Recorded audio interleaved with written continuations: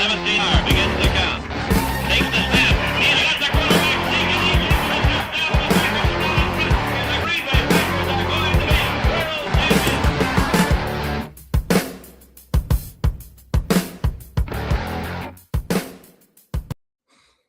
All right, what's up, guys? Welcome into Packers Total Access. My name is Clayton. You can check us out on Packernet.com. You can find me on Twitter at Packers_access. If you'd like to email the show, you can send a message to PackersTotalAccess@gmail.com. Just want to say that today's show is brought to you by Fertile Ground Ranch Discipleship Ministry. They were birthed out of the burden to help those in our congregations and community to come out of a difficult past and an addictive lifestyle. They really appreciate their partnership. We're doing a giveaway for a autographed Paul Hornung jersey, the home green Beckett style from pristineauction.com. Comes with a certificate of authenticity, the great Hall of Famer Paul Hornung.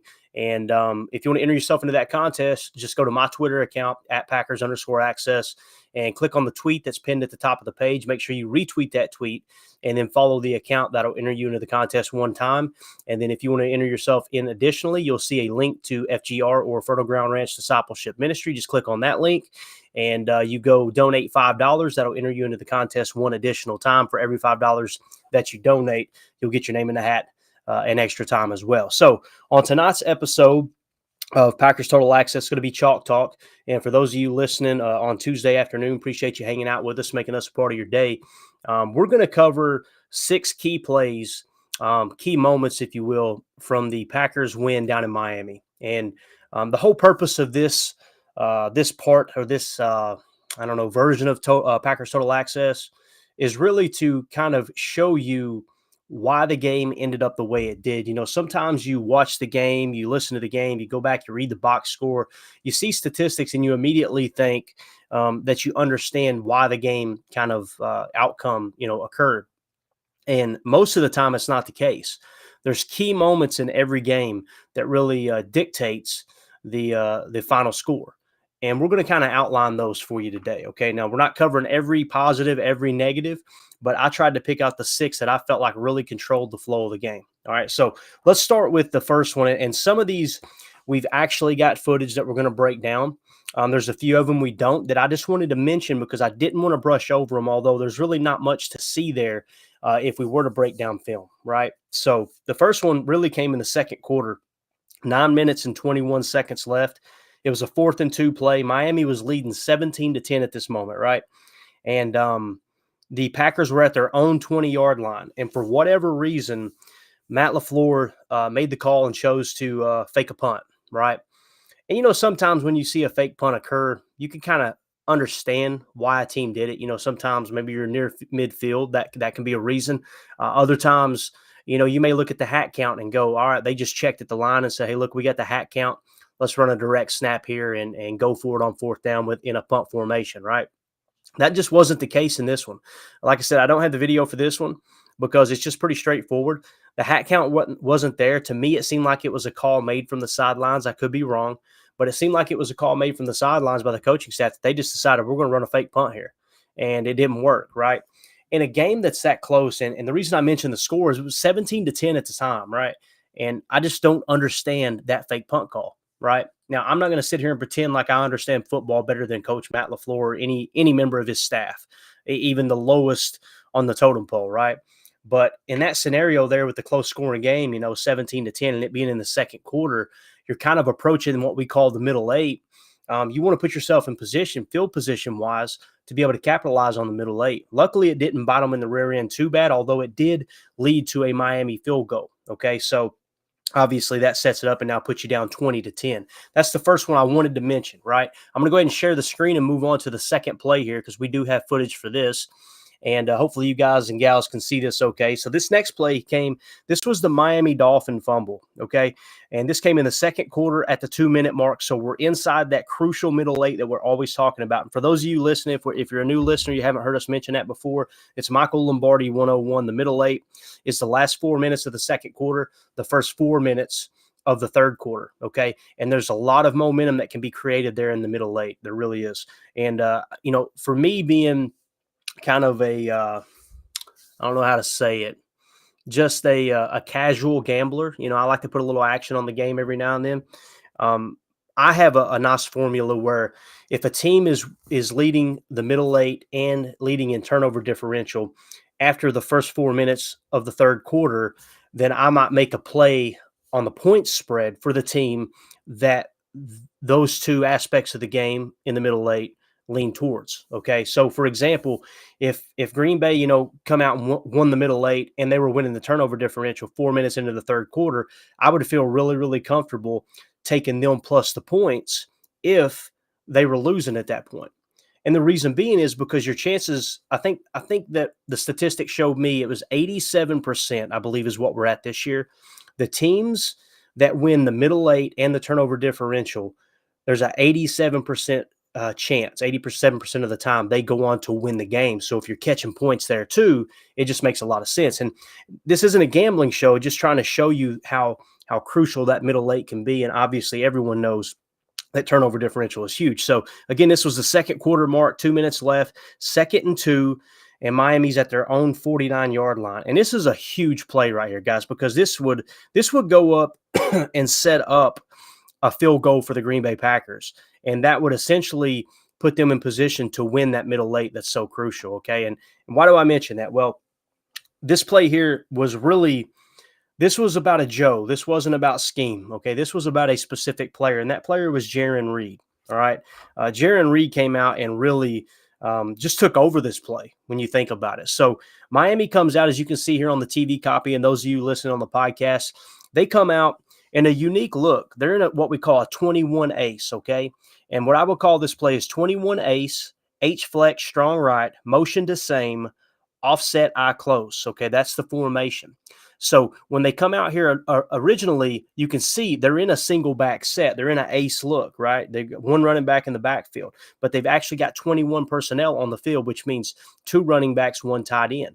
So their fullback is on the field or their H-back, okay? So the H-flex strong right is exactly what it sounds like. The H-back is flexed out right to the right side of the formation, strong right, meaning the tight end is on that side of the formation as well. And as we roll the tape here, you'll see that he motions across the field. And what they're doing here is a multitude of things. You see, as soon as he motions, watch Tua's face. Tua immediately looks at the defense. He's looking for any kind of movement. If someone follows him all the way across, now you see Quay kind of switches here, but they're calling out gap assignments in the running game, okay? So this tells Tua they're not in man coverage. Yeah, Quay just flipped, but they're not in man coverage because he came back and Quay didn't go back with him, right? So the guy motions over weak, then comes back to the strong side. That's why you would say same, okay? H to same. And the reason being is they're going into a motion twin look, right? I'm sorry, not a motion twin look, but they're going to an offset eye close, okay? And this play call is kind of cool, man. Green Bay, what it does with that 21 look, even though they're in an ace look, is it forces Green Bay to come out in their 34, okay? And they handle the pre-snap motion really well. If you watch Green Bay's front as we roll it back, this guy goes in motion to the weak side. The defense shifts over. He comes back strong. Nobody panics. Immediately, Kenny playing the nose comes right back, right? And everything's lined up perfect. They handle the pre-snap motion great. And what they're going to run here, guys, is what we call a halfback counter, okay? And with the counter, you're going to see the running back is going to start left, right, as he's handed the ball, and then he's looking to cut back right. That's what you call a counter, not a counter lead. If it was a counter lead, right, or some people would call it a counter trap, you would have a guard pulling. There's no guard pulling. Looks just to me like just straight zone blocking scheme here, right? And as they run it, you see there's the counter run. And guys, what's crazy is they kind of outthought themselves here, Miami being they. If you look, if they continue to run left, I mean, they've kind of got the hat count on that side, right? Now, obviously, you see the center gets to the next level and he seals inside. You could tell that's what's really setting up the counter. That's what makes me that's what confirms to me the way the guard or the center positions himself on Quay Walker, that this is definitely a counter. There was no intention whatsoever to run left, and he just cut it back. Okay. So as he cuts back, if he stays left there, I mean, they got the hat count. That's probably a big play. Now, with these counter plays, you can really hit home runs with it, right? And that's one of the reasons why so many teams run them, is because they look at this as this can be a home run play. If you get them flowing in one direction, if you get the defense to bite, like if Quay bites right there, or one of the defensive linemen go ahead and shed, then they're taken out of the play. But if you watch Green Bay's front, they do a really, really good job staying at home. And really, if you watch Reed, that's the one I want you to pay attention to. Reed is in the 4 technique on the strong side of the formation. For those of you on the pod, we're going from left to right. Okay, so Reed is the defensive end in the 4 technique, which means he's basically straight across from the offensive tackle on the strong side of the formation. And as the play rolls, you're going to notice that Reed stays low. I really want you to key in on Reed here. Right here he is in the 4 technique. You can see he kind of gets blown off the ball a little bit. But as the play develops, look at this right here. Look how low he stays.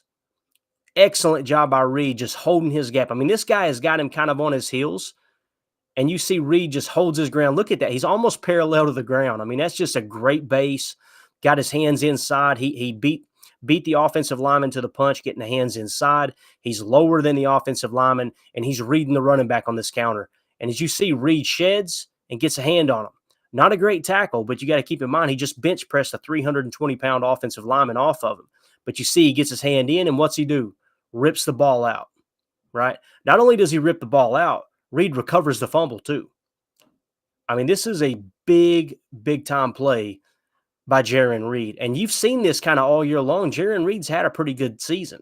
So let's go to the next angle here. You'll see Jarran, he's coming off that block right here, gets his hand on the ball carrier's hand, and then just rips that ball out. And look at Devondre right there in the perfect position, played the run great, didn't get sucked up on the counter, getting too far out of his gap assignment, does a great job. So Devondre's there to make the tackle, and Jarran Reed just rips this thing out, man.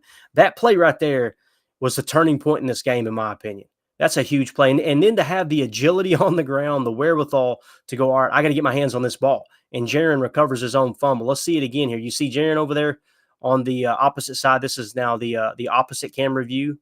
And you see Jarran get that hand on the ball, strip it out. Devondre's there to secure the tackle. The ball's already out. Jarran Reed then recovers, and it's Green Bay Packer ball. I just thought that was a phenomenal play by Jarran Reed. And that was probably the most important play early in the game for the Green Bay Packers. I mean, it was absolutely huge because, again, at the time, guys, Miami was leading 20-10 when this play happened, right? And the fact that you have one player, play the run that well, strip the ball, and recover the fumble. I mean, he's a one-man wrecking crew on this play. He essentially put the Packers in a position to stay in this game. And you guys have heard me talk about this all year long. Nobody's really talking about that fumble much. Today, there's a lot of things being talked about. A couple Aaron Rodgers passes, which I geeked out over, right? You also seen the Aaron Rodgers interception, which I think we would all agree that Allen Lazard was passing, it should have been pass interference from Allen Lazard, right?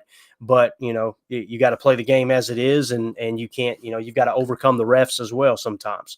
But you don't hear many people talking about this play.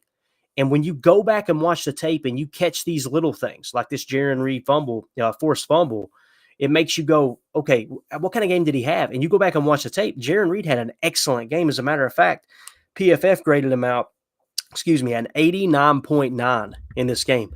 I could be wrong, but I believe that is his highest graded game of the entire season. So once again, for the people that absolutely despise and hate PFF, you see the tape matching up with the PFF grade. Because if you go back and watch, it's not just this one play. Both him and Preston Smith had an excellent game. Preston Smith did a great job setting the edge, especially in the second half. Got after the quarterback numerous times. His pass rush was excellent against the Miami Dolphins. Now, I'm not sitting here saying that Preston Smith is Pro Bowl worthy, right? Because as we talked about on our previous podcast, the Miami Dolphins have one of the lowest pass blocking grades in the entire NFL as a team, as a unit, as an offensive line. Right. So it's important to take all that into consideration. And if you guys remember, the game plan we kind of talked about was they're going to be looking to have the quick passing game going, commit to stopping the run and give some underneath help and make Tua beat you over the top. Now, he put up big numbers there in the first half, but you've seen in the second half that quick passing game disappeared really quick. I mean, Joe Barry and this defense completely shut the Miami Dolphins out in the second half, which I think is awesome. So just wanted to show that play because, again, that set it up, and it was absolutely phenomenal because it set up the field goal in the middle late. Again, that play happened at the 2-minute mark. Inside 2 minutes, Green Bay would go on and get a field goal, which put them up 3-0, right, in the middle late there going into halftime. And it sounds silly, right? Because Green Bay would have been losing going into halftime still, 20-13. But that stuff matters in the middle eight. It's huge. So let's move on to the next play. The next play comes early in the third quarter, the 9:28 mark, okay? And this was the 31-yard pass from Aaron Rodgers to Mercedes Lewis, the big dog. And it was so cool seeing Big Dog out in space. You don't see that often with Mercedes Lewis. And seeing him run a wheel route was just like, and the fact that Aaron trusted him so much. And we're going to walk through this play. This was really cool. But this came in the third quarter. There was 9:28 left. It was a 1st and 10 play by the Packers. They were at Miami's 38-yard line. And Miami is leading 20-13 at this point, okay? Now, Green Bay comes out in what we call a 12-gun, strong left, halfback same motion twin, okay? So what's that mean? 12 personnel, right? 1 running back, 2 tight ends. They're in a gun set, strong left, meaning that both tight ends are on the left. If one tight end had been on each side of the field, we may say balance, or we might not even mention it. And that's the terminology that's going to let the players know, and anyone who's kind of communicating in this football lingo, that the tight ends are on each side of the center, right? You may say balance, you may say even. A lot of different coaching staffs call it something different, right? But again, this is 12 gun, strong left, meaning both tight ends are on the left side of the field. And then halfback same simply means the halfback is on the same side of the field as the tight ends. You could say halfback strong, but typically when you already use that word strong left, then you would say same to keep things from getting jumbled up, right? And it kind of differentiates people's assignments. And then you got motion twin. What does that mean? They came out with wide receivers on both sides of the center, right? But then you see they motion to a twin set. So you've got Dobbs coming over pre-snap motion. Now, what is that doing? Again, that's telling Aaron Rodgers what kind of defense they're in, just like Tua. When they did the motion earlier, you seen Tua immediately snap his head to the defense to see what the defensive backs did. You see Aaron right here staring, okay? So when he looks right here, he knows this backer isn't man coverage. Even though the backer's out there, he's just simply getting leverage, right? He's going to have leverage to be able to play this, but he knows this is still zone coverage right here. So when they come out in this motion twin, the ball is snapped. What they're going to run is what we call an out and go switch wheel. Okay, what does that mean? I'm going to go over here to the left side and show you and explain for you on the pod what that means. Let's go to the strong side. Okay, so the tight ends, you have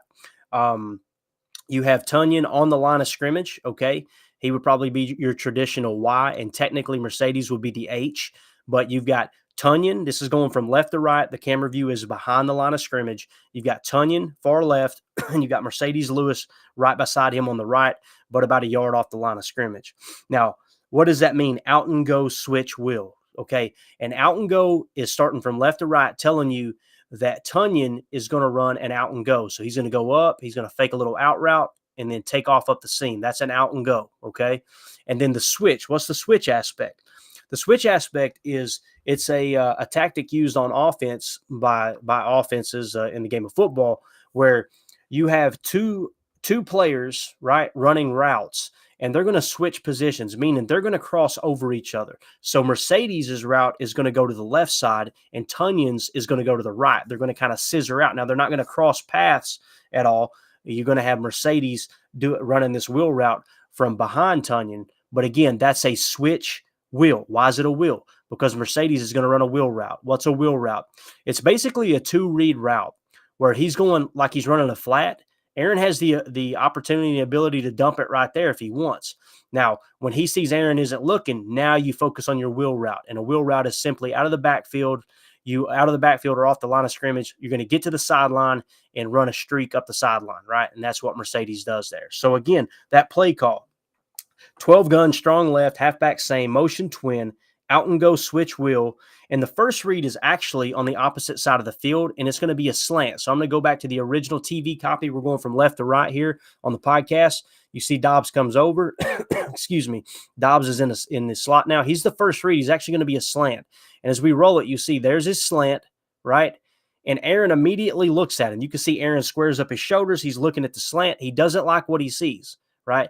Why does he not like what he sees? First of all, he's also, if you look on the other side of the field, he's moving this DB right here with his shoulders because he's got the camera view. I don't have the all 22 yet, so I don't know, excuse me, if Lazard is running a streak route, a 9 route, a go, or if he's going to run a dig on the inside and kind of run, those double crossers, if you will, right? That concept, that levels play, is what some coaches call it. But nonetheless, Aaron, with his shoulders open, he's kind of holding everybody at home over here, right?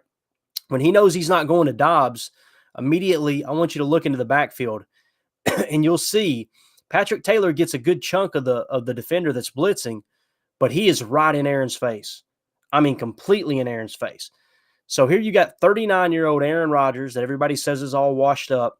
And I'm telling you right now, I've communicated with Rodgers haters so much, way too much over the last 24, 48 hours after this game. They claim he had one of the worst games of his career. I watched the tape and I heard people talking about this live too, right? On Twitter, in chats. It was just like he was just absolutely awful. And I'm watching the game unfold. And granted, we got people in the house. It's Christmas. You're trying to spend time with the family and all that. It's easy to miss stuff. So I tried to stay a little bit quiet in responding to him. But at no point did I think, man, Rodgers is having a horrible game. Is he having a great game? Absolutely not. He missed Christian Watson on the deep pass. Lazard dropped a slant across the middle that would have been a first down. He held the ball too long. In some cases, people think he held the ball too long. I seen one screen grab on Twitter, and I wanted to pull my hair out. They were pointing out that Christian Watson was wide open. And I look at Christian Watson, and there's defenders within 3 or 4 yards of him, right? And I look at Aaron, and he's got a 300-pound defensive lineman in his face with his hand in the throwing lane. Guys, this isn't Madden. It's not Madden. You can't just push the X button and lob that pass over that defender. It doesn't work that way, right? I don't know. I just get frustrated at that stuff because you can take any offense and freeze frame it. Like right here, you could freeze frame this and say Dobbs is open. Take the easy completion. Okay, you don't know what Aaron is reading here. What's Aaron looking at? He could be looking at the safeties here deep, and he knows, okay, if he's on the shelf and this is man coverage, it's not man coverage, it's zone. This guy's out of place. I could dump it to Mercedes, and I kind of feel like that's what he was looking to do, was to hit the flat. But as soon as he goes to make his side adjustment, what happens? He's got a defender in his face. Aaron, being savvy like he is, little jab step, completely jukes that defender out. But here's another issue. Now you've got a second defender in your face. Tom's holding his own, but there's not much of a throwing lane there, right? Watch how Rodgers, and for those of you on the pod, he literally squares up, throws across his body, sidearm as the defender leaps, literally 1 yard in front of Aaron Rodgers, sidearms it around him, and just drops a dime in the bucket to Mercedes Lewis. This might be Aaron Rodgers' best throw of the year. And why do I mention that? Because I've pointed out he had an off day. Wasn't a great day for Aaron Rodgers. Didn't think it was horrible, but I definitely knew he wasn't going to grade out in the 80s on PFF, right? But you don't hear the haters talking about this play. Again, guys, this was 1st and 10 in the third quarter. You're still in the middle 8, technically. Well, technically, you're just outside of the middle 8. But when it's a possession that's really fallen within that middle 8, if the possession started in the middle 8, you got to kind of be a little bit lenient, like, okay, this is the same type of momentum grab, right? But they don't mention it. This was a huge play. You're down 20-13, and this play right here sets up the tying score, essentially. It's going to set up the tying touchdown. I believe it was A.J. Dillon that scored a touchdown, if I remember correctly. And again, it's all because you've got a quarterback who didn't take just that little dink and dunk, easy slant, looked left, realized he was in trouble, made a guy miss, throws sidearm, cross his body, around a defender, and is able to do all that and still just throw an absolutely perfect pass to where only Mercedes Lewis can get it. Again, you see the switch, right? You got the out and go switch wheel. Here's the wheel route. Aaron, right here, when he sees this defender pass off, again, he's already recognized its zone coverage by reading the slant. When he recognizes its zone coverage, his head immediately snaps left and knows my advantage is going to be over here on the left. You see the safety dip deep. This DB's out of position because he's got to carry Tonyan so far. And when he does, he's out of position, and Mercedes Lewis is just going to make a great catch here. Big Dog showing some hands on this play. Huge play. Aaron Rodgers passed to Mercedes Lewis. I thought that was absolutely crucial. And, yeah, just one of those vintage Aaron Rodgers moments. So just like we mentioned on the play with Jaron Reed, right? Jaron Reed makes just a game-changing play. You could see him flash all day. He was in the backfield from time to time, graded out with an 89.9 PFF grade. On this play, you've seen Aaron Rodgers make a great secondary reaction play, right? Making a defensive lineman miss, evading the sack, then throwing crossbody, squaring up, and throwing sidearm around another defender that's in his face, right? And drop a dime in. Well, I wonder what their PFF grades were. Mercedes Lewis, 81.3. I believe he was the highest rated offensive player on the entire Packers roster. Had a great game, Big Dog did. Aaron Rodgers, 74.9. Right in that area that I would have expected his grade to be. And if you had read the chats, if you had read Twitter, you would think Aaron Rodgers was going to grade out in the 50s, because it was just every little thing that he did wrong. It's what gets talked about. But you didn't hear this play talked about. You didn't hear Allen Lazard's the throw to Allen Lazard down the sideline, which was an absolute dot. I mean, it was a seed that Aaron delivered there. You don't hear him talking about that. Not everybody, and it's a very minute amount of the fan base, but they typically get pretty loud, and it's why I like doing this show. Guys, I'm going to rewind all the way back to the Detroit game. I bashed Aaron Rodgers to death. Aaron Rodgers lost us the Detroit game. I'm the first to say it. And on Chalk Talk, we outlined, I think, 3 different interceptions, if I remember correctly, at least 2. But I know there was 3 negative Aaron Rodgers plays. Yet when I point something like this out that happened at a crucial moment, I'm just an Aaron Rodgers fanboy. And I don't understand it. And people say, I don't understand why he can't do anything wrong. When have you heard me say that? And I immediately counter with, where have you praised him on Twitter? Like, you can literally go to, and I've asked people this, show me your one tweet. Show me one tweet where you said, man, that was great by Aaron Rodgers.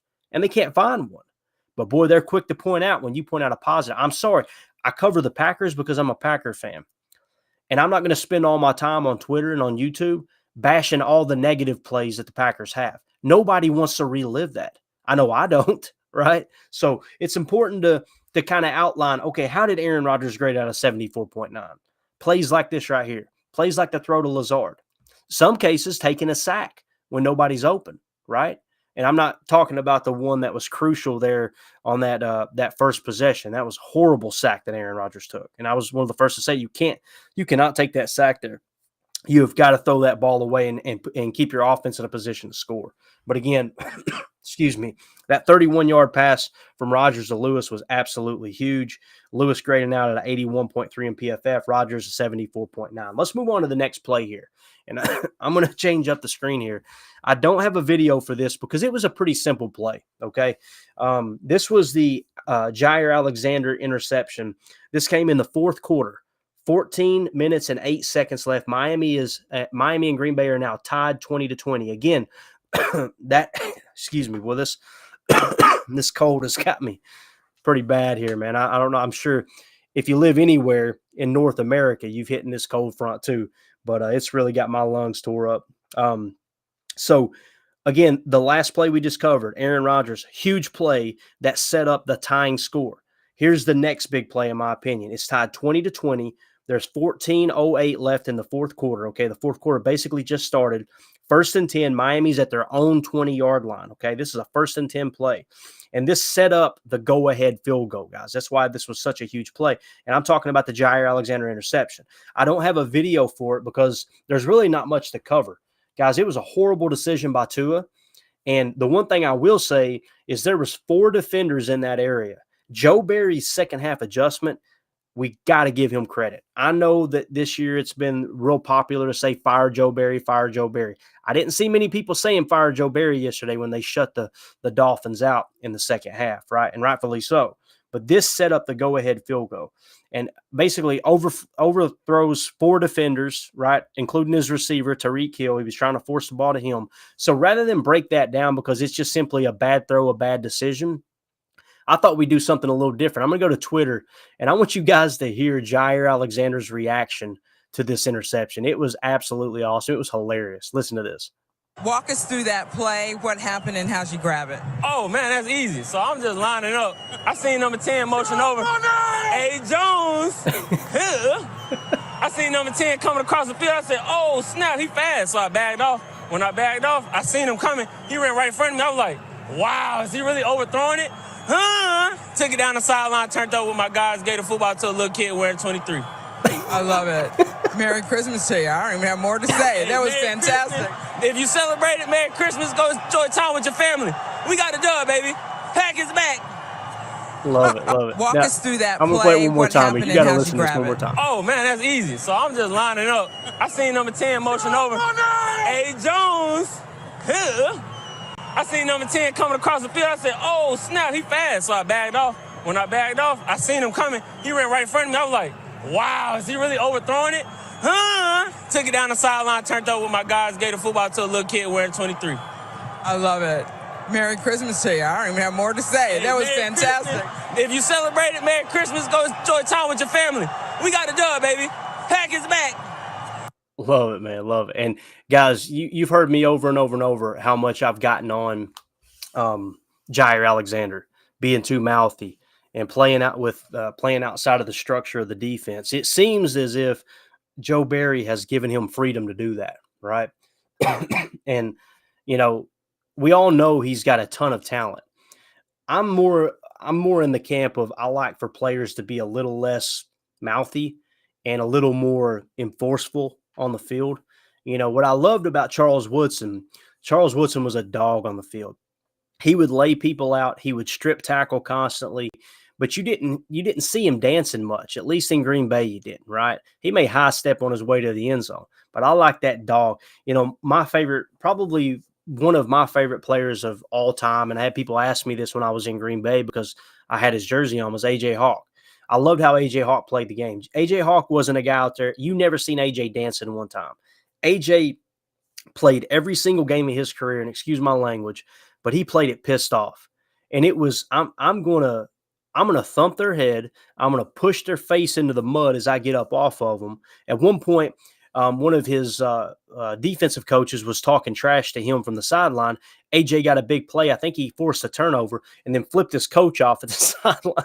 I just like that dog mentality, that player that if you're lining up on offense, you look up and go, man, I really don't want to have to deal with him today, right? And I've seen so many times throughout the course of his career him shut down Adrian Peterson. He was the perfect counter to Adrian Peterson in those years, especially even the Super Bowl year, right, when the Packers went on their Super Bowl run. So I'm not a huge fan of that mouthiness, but Jair Alexander in that video right there was just gold. It was absolute gold. And you can tell he has fun playing the game. And who am I to knock him for that, right? And, like I told the guys in the chat, in the Packernet chat, he plays outside of the structure of the system from time to time. And I absolutely hate that. I despise that aspect. But, man, it's like every other game he's coming up with a big pick, right? So how can you knock it? It's kind of that gamble. It's that give and take, where you want your playmakers to have the freedom to make plays, plain and simple. So, again, that was a huge play, and that set up the go-ahead field goal. So let's move on to the next play. This comes in the fourth quarter, 6:09 left. It's a 2nd and 13 play. Green Bay's now up 23-20 on Miami. And this sets up another field goal that's going to make it a 6-point lead going into that final drive for the Dolphins. And this is the Devondre Campbell interception. Now, Miami, what they're going to do is come out in a 21-gun Y-flex, Z-slot, H-left, halfback right, okay?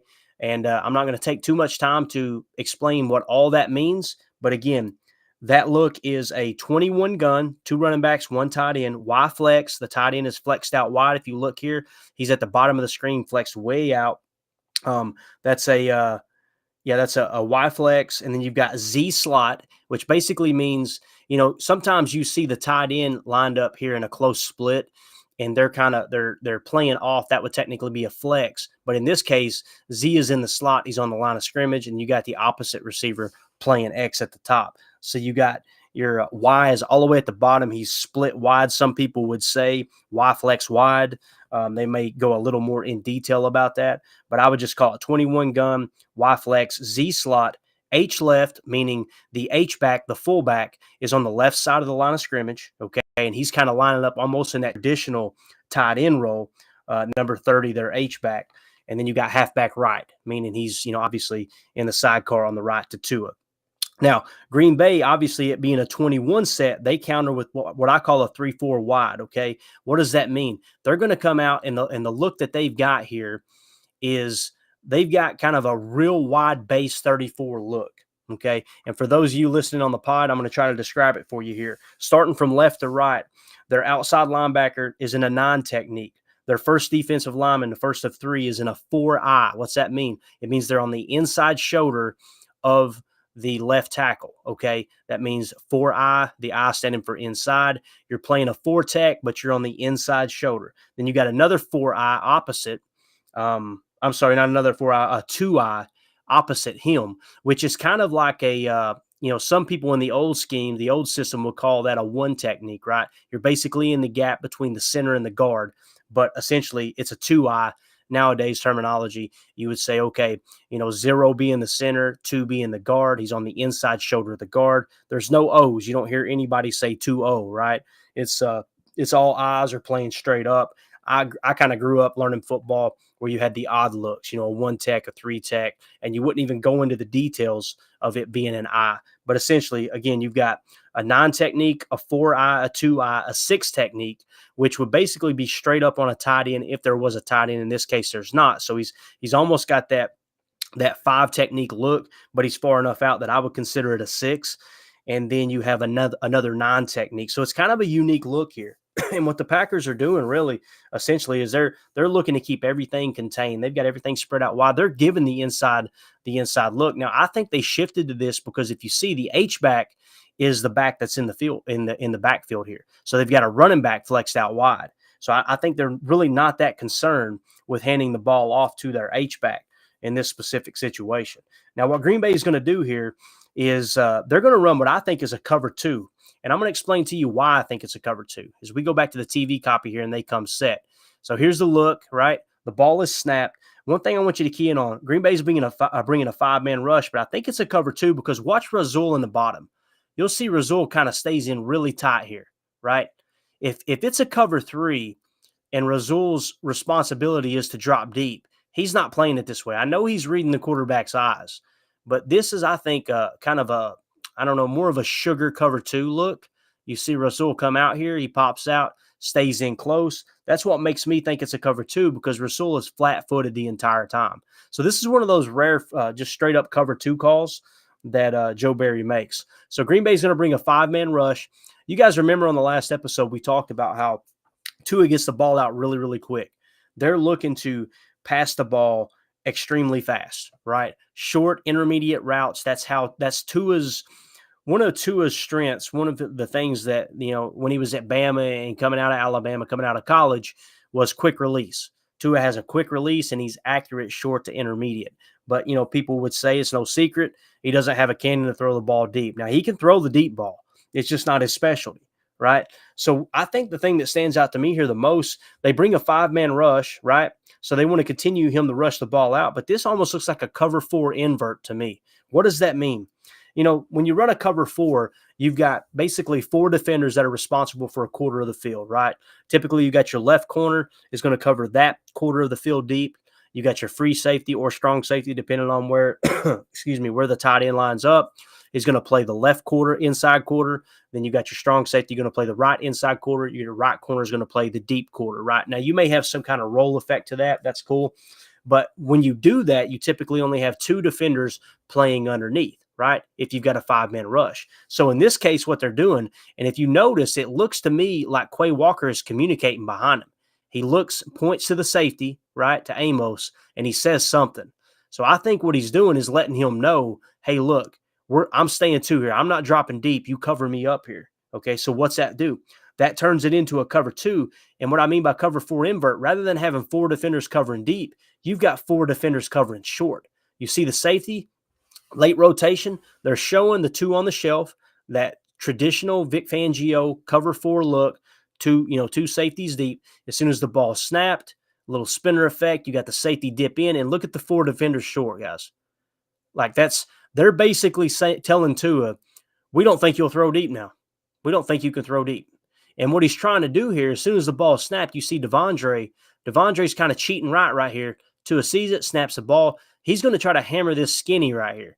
There's a skinny coming out of the slot, that Z slot. He's going to try to hammer that right there, right? And when he goes to hammer that, Devondre just reads his eyes the whole way. You can do that when you've got that many defenders underneath, right? And again, a 5-man rush, you're expecting your guys to hit home, less than 3 seconds, so you don't think Tua has time to load one up deep. And that's exactly what happened. That 4 underneath zone there, whether it was a check from Quay or a traditional call, regardless, they were in the perfect look for this. And Tua played right into their hand. This is, I'm going to say this, and I got it in big, bold letters, right? This is a great scheme call. This is Joe Barry playing chess, not checkers, and going, you know what? We're going to make the adjustment in the second half, and we're not going to let them have this short intermediate game.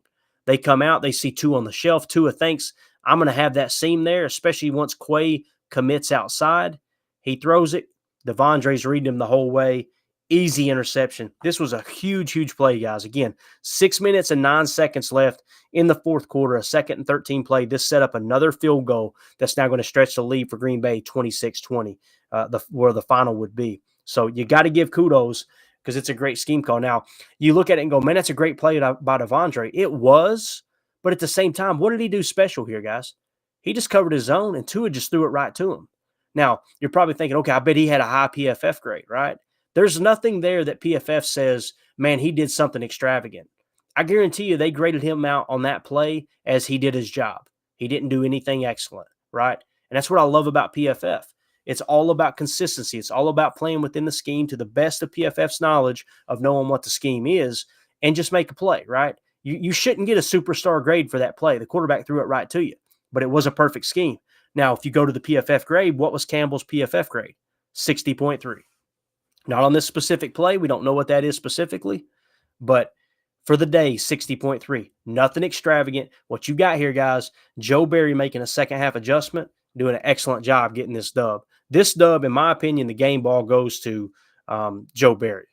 I mean, that second half adjustment, you shutting a team like Miami out, who's got arguably the best wide receiver tandem in the entire National Football League in Jalen Waddle and Tyreek Hill. I mean, come on, dude. Tua was in the MVP running for a long time this year, right? And you see Joe Barry come out and do this in the second half. Absolutely phenomenal. So I thought that play was really, really crucial for the Packers winning. So that's why we wanted to outline it again. Here's another view here. You see Devondre kind of late second shift, bang. Tua thinks he's got it right there, man. I mean, he thinks he's got that skinny and it's going to be a big play. Wrong. Devondre just reading his eyes. And again, Joe Barry putting him in a position to make a play. Absolutely great play call. So thought we would highlight that one. So now Green Bay is up 26-20, right? That turnover led to another field goal. I love that Aaron wasn't trying to be too aggressive. I've seen some people complaining, saying that Matt LaFleur needed to be too aggressive. I think Matt LaFleur was way too aggressive in this game. He went for it on 4th down twice. Now, one being on the other side of the 50, I get it. They end up taking a shot. It's hard to argue with that because Christian Watson had his guy beat and Aaron just overthrew him. Oh, that's right. Clayton just made a negative comment about Aaron Rodgers. So please don't pretend like I never say it. He missed a wide open Christian Watson on a deep pass. Definitely. Right. But when it comes to that play call, it's like you're kind of out of field goal range. I'd like to see you try to run it or maybe a quick RPO passing game there and try to pick it up. I don't necessarily agree with the deep shot, although it would have worked if the pass had been accurate. But also, like we had mentioned earlier, one of the first plays we talked about was that 4th down, 4th and 2, and you try to run the fake punt. That's horrible, guys. It's your own 20. Like, if you don't do that and you flip the field, you're probably winning at this point in the game before any of these interceptions happen. You may not even be in the shape that you're in. But again, if it's for fists, we'd all be drunk, right? And I don't like to play armchair quarterback. I just like to go back and watch the tape, or Monday morning quarterback, rather. I like to go back and watch the tape and just try to understand how things unfolded, and that's why we're doing it. So let's go into the next play. So Miami's going to get the ball back after the field goal. They're going to get one more shot to go down. They need 7 points to win the ball game. Green Bay's up 26-20, fourth quarter, 1:34 left. This is a 2nd and 7 play. Guys, this is the dagger play. This is the dagger play, and this is the Rasul Douglas interception. Miami comes out in an 11-gun, Y-right flex spread halfback week, okay? So, again, 11-gun, 1 running back, 1 tight end, gun set, Y-right flex. meaning the tight end, is flexed out to the right. You can see him down there in Gadecki, I think is his name. Not very familiar with Miami's roster, but I believe that's who it is. And you got spread. What's spread mean? Spread means you got 4 wide receivers, 2 on each side of the line of scrimmage. Okay, that's your spread look. Everybody's evened out. And then halfback weak, even though it's a spread look, your tight end is still on the right. You heard me say Y right flex. That means your halfback's on the weak side, the opposite side of the tight end. So he's going to be sidecar left. Okay, now Green Bay, they're going to counter with their traditional nickel 2-4-5. As far as technique goes, they're going to come out in a 9-tech, a 4-eye, and a 9-tech. Pretty straightforward. What they're trying to do is they're trying to isolate the edge and make Tua step up in that pocket. Okay. Now, why do they do that? This play call was really unique. I could have overlooked it, but I don't think I've seen this play call all year long. I'm going to check the time here real quick as we get ready to wrap up, make sure we're good. Yeah, we're perfect. So if you notice here pre-snap, and for those of you listening on the pod, we got four guys, rushing the quarterback. The Y flex right, the tight end that's kind of in that slot on the right side, there's nobody lined up over top of him. Now, they could be sugaring and running a fire zone blitz and dropping Preston in the coverage. Doubt it, right? But nobody's pretty much on him, and everybody's playing soft. Basically, what Green Bay and Joe Barry's saying here is, look, we're going to play this thing soft. They have Devondre Campbell, and I haven't seen them do this all year long. You got your safeties on the shelf. I'm going to try to count it off here. They're roughly 18 yards off the line of scrimmage, the safeties are, and Campbell's about 15 yards off the line of scrimmage. So he's playing almost a third deep safety, but he's a little bit shallow, a little more shallow than the safeties. Essentially what you got here, guys, it's a nickel 2-4-5, a 9, a 4-eye, 9. They're playing a soft Tampa 2. Now, what's Tampa 2? Let me hit pause here for a second. Tampa 2 became very, very popular, obviously there in the early 2000s and the late 90s in Tampa Bay. It was the defense that, I'm trying to think of his name, Monty Kiffin. Monty Kiffin made it very famous. Monty Kiffin working with Tony Dungy. So Tampa 2 is designed to be a cover 2 defense, meaning the safeties are going to drop deep. It allows your corners to play very aggressive short, and your Mike linebacker, your middle linebacker, is responsible for the deep third of the field. He's still in the run fit. He's still playing roughly 5 to 8 yards off the line of scrimmage, but you got to have one that's very, very quick, like Derek Brooks was there for the Tampa Bay Buccaneers with that great defense that won Super Bowl, right? And his responsibility is to cover deep down the field. So this is a Tampa 2 where your middle linebacker is responsible for the deep third of the field in the middle, but he's already playing deep. It's almost like a prevent look, and I would call it a soft Tampa 2. Okay. And again, it's Devondre Campbell, number 559, deep down the center of the field. Now, what's unique about this too is if you look, this is Joe Barry getting very, very creative. If you look at the top of the screen, Jair Alexander, we're going from left to right for those of you on the pod. Jair's playing that left cornerback role. Okay. He's playing 5 yards off the receiver. But if you come to the bottom of the screen where Rasul Douglas is playing on the bottom, he's on Tyreek Hill. He's playing bump. He's literally playing, he's showing press man. Now, Tua should know, looking out here to the tight end, it's not man coverage. If it's man coverage, this inside linebacker, Quay Walker, is going to be very, very late to the punch. Really, the read should have been to just dump this off quick to the tight end right there. I mean, that's a pitch and go, get to the line and run the next play, right? And, again, Miami's out of timeouts, so you want to be a little more aggressive. But with them being out of timeouts, it's another reason that Joe Barry was playing so conservative and playing his defense deep like this. But Rasul showing press on the right, what it does is essentially takes his guy out of the play because Tua knows he's going to run a quick in route, right? And with Rasul Douglas playing press like that, that tells right here when the ball snapped, Tua's looking at Tyreek Hill. I believe that's Tyreek, number 10. I think that's right. He looks at him, and when he sees press, he goes, okay, I'm not even fooling with that. I've got my corner route. So you've got an underneath route here with this receiver, and then you got the tight end who's going to run a corner route. And he's automatically thinking when he looks out there to the right, he sees press man. But Tua doesn't have the awareness to realize that the tight end's running free until right now. So when he sees that, he thinks this is man coverage right here. He thinks Quay is probably responsible for him, and that corner is going to be open. But what's beautiful about this, Rasul playing that press on the right and Ja being playing 5 yards off the line of scrimmage, he probably thinks it's a cover 6 look too. What's a cover 6? If Tua knows this isn't man and he thinks it's cover 6, this is typically the key. Cover 6 is It's half cover 4 and half cover 2. 4 plus 2 equals 6. That's why it's called cover 6 defense. It means one side of the field is a quarters coverage, meaning that Ja would play deep quarter and the safety would play deep quarter, right? And this side would be cover 2, meaning that Rasul would play shallow, Quay would play shallow, and you've only got one safety deep over here. He's off screen, okay? Cover 2 on this side, cover 4 on that side. Therefore, it's a cover 6. He's probably thinking that might be a little bit. But watch what Rasul does here. For those of you on the pod, he baits him, he gets a little bump, and he bails. And that bump and bail, as he looks to the corner, Tua right here thinks, I've got the corner. But Rasul's actually in zone coverage. This is a zone call. It's a 3 deep, like we said, a soft Tampa 2 look, where you're kind of no sugar. You're just putting Devondre deep down the center of the field. You got you cover 3, cover 3 deep. So the way to beat it is try to hammer this corner route. He thinks Rasul is committed underneath. It could be possibly a cover 6. Rasul just drifts, and a beautiful interception puts himself right in the perfect spot. Now, I want to say this. Not a great throw by Tua, okay? Not a great throw. And again, Rasul Douglas didn't do anything extravagant here, right? He just played the defense, played the call that was made, and was in the right spot to get the gift. And great awareness, immediately gets on the ground, downs the ball. And I want you to look right here. This is every Packer fan right here. Look at this guy right here.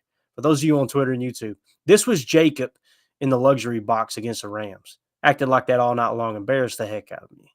No, I'm just joking. He wasn't too bad. But the guy behind us, oh my God, was he drunk, dude. We had a guy sitting behind us that got cut off in the third quarter. It was the line of the week for me. I spent 7 days in Green Bay, and that guy, I know I'm getting a little sidetracked, but it was hilarious. I may have already told you guys this, but I'm going to say it again. This guy behind us, he's slurring his words. He comes and sits back down with the guy that was with him. He said, they cut me off a beer. And before the guy could even say something, he goes, I don't blame him. It's like he accepted the fact that he had too much to drink. We were cracking up. And then, of course, Jacob walks up there and gets 3 beers, and the guy's mad about it. But anyway, so I just thought that was funny, seeing this guy going absolutely nuts with the cheesehead in Miami. And they said the Packers showed up strong, but the Packer fans, rather. So, again, let's watch it here from behind Tua. You see the tight end is completely uncovered. That should have been the play. Bang, he should have hammered that. Quay did stay at home a little bit, but again, there you see that soft Tampa I'm talking about. You got Devondre in the middle deep. You got Quay kind of playing it conservative. They want them to have to stretch the field because they know they have no timeouts. So just like the play before that we've seen, where they play kind of an invert cover 4, where they know Tua wants to keep it short. Now the clock, this is Joe Barry, and this is great coaching. Joe Barry understands that the clock is now our opponent, right? Miami's running out of time. They're out of timeouts. Let's make them throw deep and make them throw deep into us. And that's exactly what happened there. You see Rasul just baits him. Because at this look right here, when he looks over and sees, he thinks that could possibly mean man coverage, like a man-zone combination there with Rasul. That corner is going to be open. But Rasul's already fading right there. Just a beautiful pick. Great job all the way around, man. Great play call. And again, guys, what it comes down to for me, as we roll that on through there, and you see the pick, what it comes down to for me in this game, and the reason that the Green Bay Packers won, it's real simple. Joe Barry made a great second-half adjustment. Aaron Rodgers didn't do anything crazy to win this game. The running game was held in check all day long, right?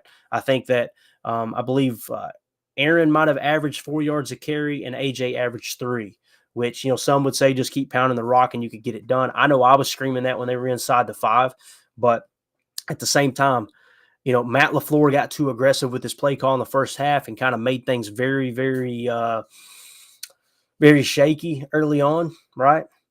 But you've got to give the game ball to Joe Barry. That second half adjustment, you come out and you have a second half shutout. I mean, basically did a great job early in the second half, flooding the underneath zones where Tua took away Tua's blanket, essentially made him play, I'm going to say right-handed, because Tua is actually left-handed. But this is Bill Belichick 101. You study the tape. You look at a 4-game saturation. You look at what they've done against teams that run a similar defense as yours, and you come out and you say, okay, let's take away their safety blanket. Let's double-team their number 1. In this case, their number 1 is real simple. They've got 2 great wide receivers, but their number 1 is take advantage of the fact that Tua has a quick release and he's pretty accurate in short to intermediate passing. So early on in the second half, let's make the adjustments. Let's take that underneath passing game away, force them to throw deep, and it played right into their hands. And then there at the end, they'd already used all those timeouts.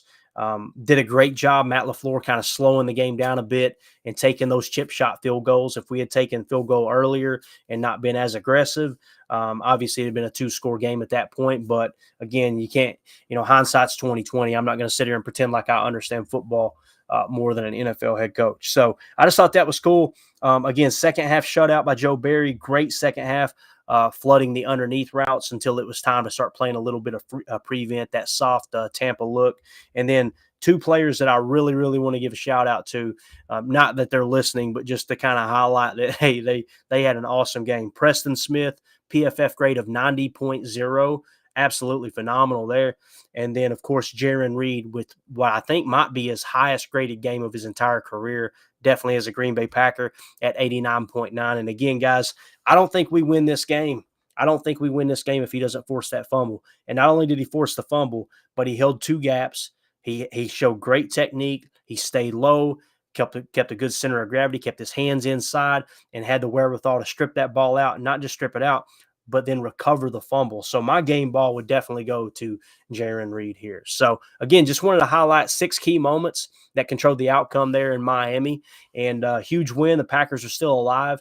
I was going to pull up some playoff scenarios because I seen them rolling across Twitter. You guys can find them. If you go to my Twitter account at Packers_access, you'll see I retweeted one yesterday. I believe it was Matt Schneiden that tweeted out some of the details of the teams that we need to lose here. And really the top priority though is we got to get that dub against Minnesota and get that dub against Detroit. If we can't win these next 2 games, in my opinion, we don't deserve to get into the playoffs, although that may be statistically possible to if you drop one of those 2. I'm not 100% sure on that, but got a chance to control our own destiny. You know what? If we win the last 2 and things don't shake out and we don't make the playoffs, then you go into next year with a little bit of momentum. And you didn't give up, and this team didn't give up on Matt LaFleur, and the defense darn sure didn't give up on Joe Barry. We've got to put some respect on Joe Barry right now because, man, he earned it yesterday. Huge win in Miami, again, 26-20. Really enjoyed breaking this stuff down. Just wanted to kind of outline for you guys the plays that mattered there and how it controlled the flow of the game.